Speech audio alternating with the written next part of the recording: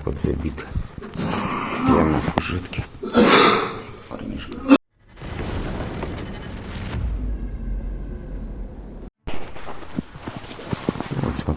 We've been receiving more footage lately showing the worsening conditions for the growing number of wounded Russian soldiers.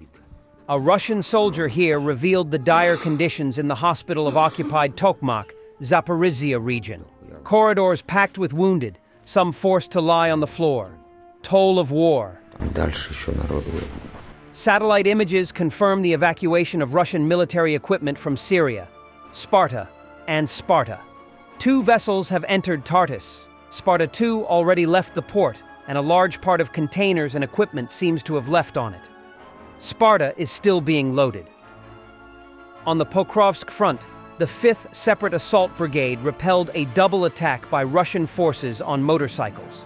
Russia's reliance on motorbikes and unprotected vehicles on the Pokrovsk front is proving to be a costly tactical decision, significantly increasing casualties among its troops. The shift towards using these lightweight transport options reflects mounting logistical struggles and vehicle shortages within Russian forces, exposing soldiers to devastating Ukrainian drone strikes, artillery fire, and ambushes. The use of motorbikes in modern warfare is a sign of desperation rather than innovation. While they offer increased mobility, especially across rough terrain, they provide zero protection against enemy fire. Russian forces have deployed small assault groups on motorbikes, attempting to bypass Ukrainian defenses with speed, but this tactic has proven to be highly ineffective. Ukrainian FPV drone operators have successfully targeted these fast-moving units, turning them into easy prey. With no armor to absorb impact, even a single strike results in fatalities or incapacitated troops. In addition to motorbikes, Russia has also resorted to using trucks, vans, and civilian vehicles to transport troops closer to the front lines. This method, while allowing for mass troop movement, exposes Russian soldiers to Ukrainian cluster munitions, missile strikes, and precision-guided artillery. Footage from the battlefield has shown multiple instances of Ukrainian artillery obliterating unprotected Russian convoys, leading to catastrophic losses. The Pokrovsk front is one of the most heavily contested areas, and Ukraine's defensive strategies are tailored to counter such reckless tactics. Javelins, NLAWs, anti-tank mines, and machine gun ambushes have further eroded the effectiveness of Russian attempts to push forward. North Korean soldiers are quietly burglarizing Russian soldiers. Soldier from the 11th Airborne Assault Brigade said valuables began to go missing with the arrival of the North Koreans a few weeks ago. He recovered his $1,000 Garmin military watch, stolen while he slept. Radical Vatniks react to rumors of negotiations with nothing but irritation. They seem ready to fight to the last Russian, drown their country in blood, and finish off the crumbling economy along the way. They believe they have a strategic advantage on the front and just need to keep pushing forward until Ukraine is cornered. This, however, undoubtedly puts only Putin in a corner. In the event of negotiations, he would have to deal with this feral mob called the army. 1 million people who have been fighting for 3 years for money they could never dream of earning in civilian life. By the way, note the comment about Kursk. 60,000 combat-ready units were deployed to contain the bridgehead. This speaks to the so-called uselessness of holding the bridgehead. We have immense opportunities not only to fully liberate all territories, but also to advance into new areas of Ukraine. For instance, by closing the Kursk front, we would free up more than 60,000 soldiers. That's a massive army. Moreover, we have enormous reserves that we should take advantage of. Everyone in Kyiv understands this as well. For example, Budanov openly admits that without some sort of deal, the very existence of Ukraine could be in question.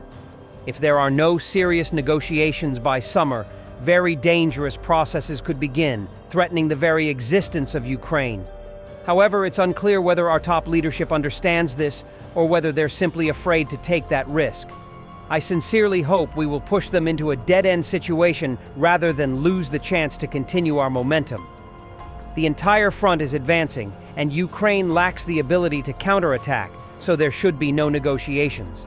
Especially not on Trump's terms, if Trump's well-known plan is not a fake. Russian soldier proudly demonstrates what the city of Avdiivka has turned into after being liberated by the Russian army. Here's Avdiivka Dam. After the assaults, what it turned into, dam. Ruined. This is the Russian army. That's where we passed through. Just like that. Lowering the mobilization age in Ukraine is necessary, but must come with proper conditions, says 3rd Assault Brigade Deputy Commander Maxim Zhorin. He suggests offering 1 to 2 year contracts instead of service until the end of martial law, along with financial incentives and clear service terms. France has discussed with Denmark the possibility of deploying troops to Greenland in response to the possibility of the United States annexing the island. This was reported by Politico with reference to the French Foreign Minister Jean-Noël Barrot. In his interview with the French Sud Radio, Barrot said that France started discussing the deployment of troops with Denmark, but it was not Denmark's desire to pursue the idea. If Denmark calls for help, France will be there. European borders are sovereign, whether they are north, south, east, or west. No one can afford to play with our borders, he said. Barrot also said that during a meeting of European Union foreign ministers in Brussels on Monday, his colleagues expressed very strong support for Copenhagen and were ready to consider the issue of sending troops if necessary. At the same time, the French minister said he did not believe in a U.S. invasion of Greenland.